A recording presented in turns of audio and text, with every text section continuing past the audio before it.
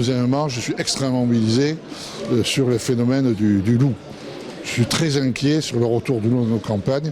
Je suis convaincu qu'en certains lieux, je ne parle pas au niveau des autorités gouvernementales, mais certaines personnes veulent ensauvager nos régions. Alors que moi, j'ai tout fait pour maintenir une présence humaine et un avenir à nos zones rurales. Voilà le bilan que je tire de ces 42 ans de mandat.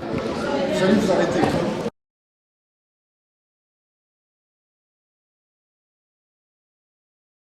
Parfois avec des têtes décapitées. Oui, la technique du loup est très simple. Elle consiste, si possible par surprise, à se jeter sur la victime la plus faible, à la neutraliser pour éviter évidemment qu'elle se débatte et réussir la prédation. Et la meilleure neutralisation possible pour tuer la victime est de la mordre au niveau des vessies cervicales.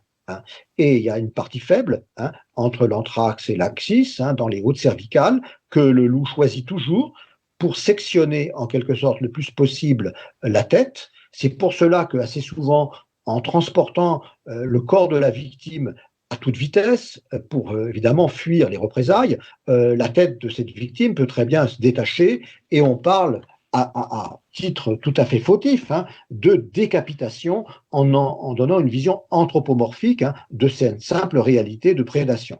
Donc le loup, il commence en général par sectionner les cervicales, ensuite à emporter la victime évidemment avec sa puissance musculaire, pour aller la consommer, si possible, dans un endroit tranquille, pour ne pas être gêné. Et il s'en prend aux parties charnues, ce qui est tout à fait logique parce qu'il s'agit évidemment de loups anthropophages. Et donc, en général, ce sont les cuisses,